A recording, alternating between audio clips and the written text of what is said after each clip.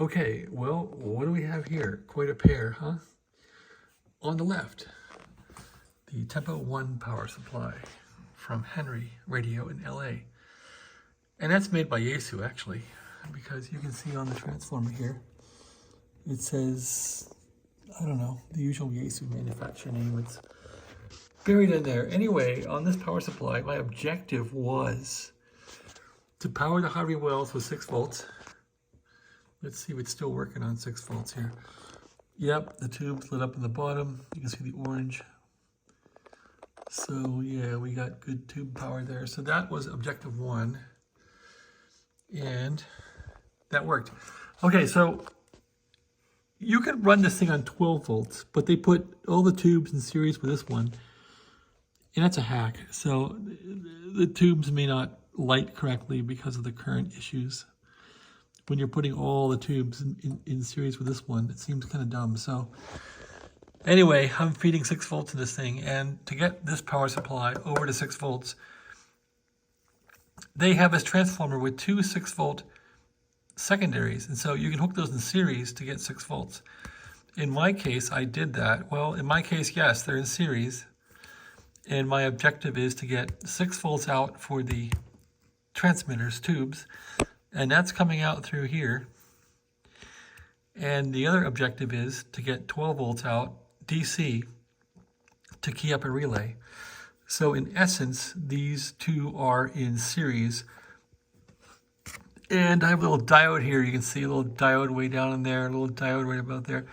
That little diode is a half-wave rectifier, and it's pulling 12 volts into this terminal here, and then a capacitor is helping to rectify the AC to DC and smooth it out. So here we have roughly, actually 19 volts coming out of there, which is crazy, but I got that 19 volts DC coming out of here and going into the relay on top. Oh yeah, you haven't seen that yet. So the goal is to make this thing push to talk. So anyway, that's all my hacking around. And because these guys have a floating ground on this thing, I had to ground this ground wire. So they send up this as a ground wire for the filaments to the transmitter or transceiver. But at the power supply end, I had to ground this to the chassis just because I have this ground the chassis and I want to have 12 volts available down here for the relay. Anyway, drama. Turn the power off, someone gets shocked. I'll still get shocked. And put this thing down with one hand because there's 600 volts in this thing still. All right, and there's the TR relay. So I bought a Potter Brumfield, the biggest, nastiest relay I could find, and it fit in there, and so it's there. And just because the AM crowd thinks you should have a big, noisy, nasty relay, so I put it in there. Plus, this relay will last forever. It's made for like I don't know, number of horsepower motors. So power on. The microphone's here. And the Harvey Wells, of course, didn't have push-to-talk built into it, but it had a provision for push-to-talk because the mic's wired that way, and it will ground a pin. So that pin I sent down to here, it just grounds one side of the relay.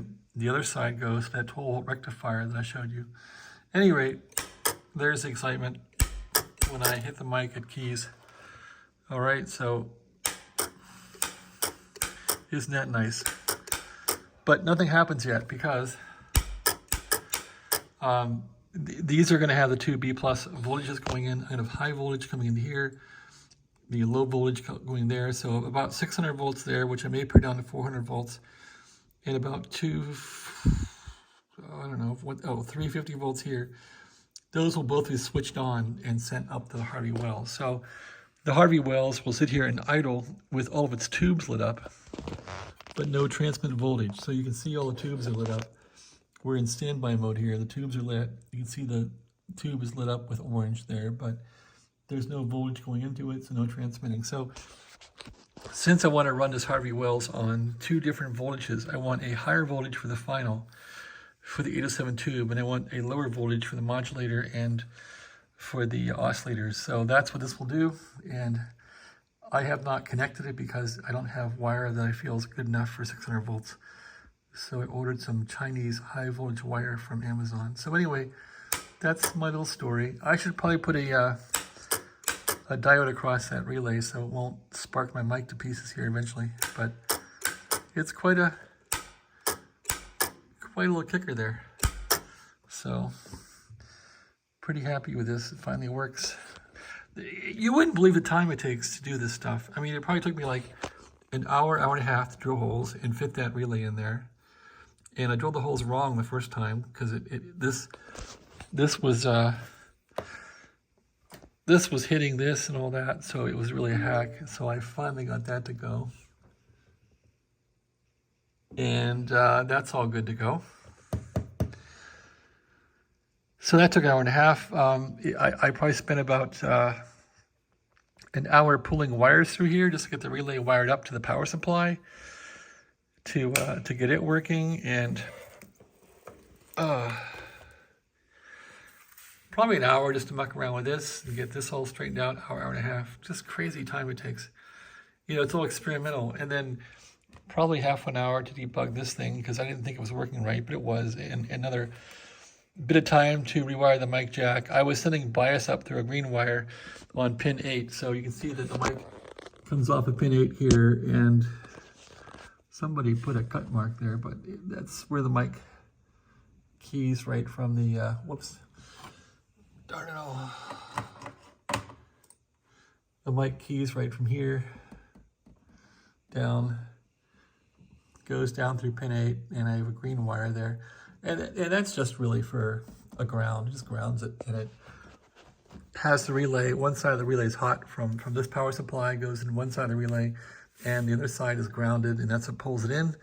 And that's as simple as that. So that is how it works.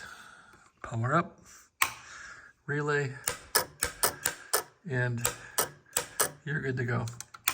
I love these old Potter Brumfield relays. They're fabulous. I mean, this relay is never really going to need cleaned. It's never going to go bad. It's made for, you know, high voltage. So this is perfect for switching, you know, 400 volts, 600 volts. I think it's going to be just marvelous. And I love the way it has spring contacts that it self-tensions. So it's a really high quality relay. I think I paid like 30 bucks for it, but it's really nice. So,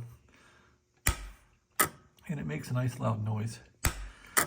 So anyway, you need a loud noise when you key the transmitter up because it'll make a clunk on the other end. So it'll make an echo in the room so people know you're keying up. AM lore. Anyway, Bandmaster Deluxe TBS-50 dog. Now with a transmit relay. I think I'm going to change this switch so it simply, when you transmit, it'll pull in the relay. So I'm going to change that to work like that. Just ground pin 8, and bring on the relay, and that's going to be it. This thing will be, I don't know if it's like perfect, but it'll at least be usable if I want to push to talk. The next thing I would have to do is build a outboard TR relay for it, which they call a Dow key or something, but I would build my own. I have another relay in this box here, which is identical to this one, but it's a double pull, double throw, so it will be an antenna changeover relay. All right, that's my little video. That's what I've been doing today.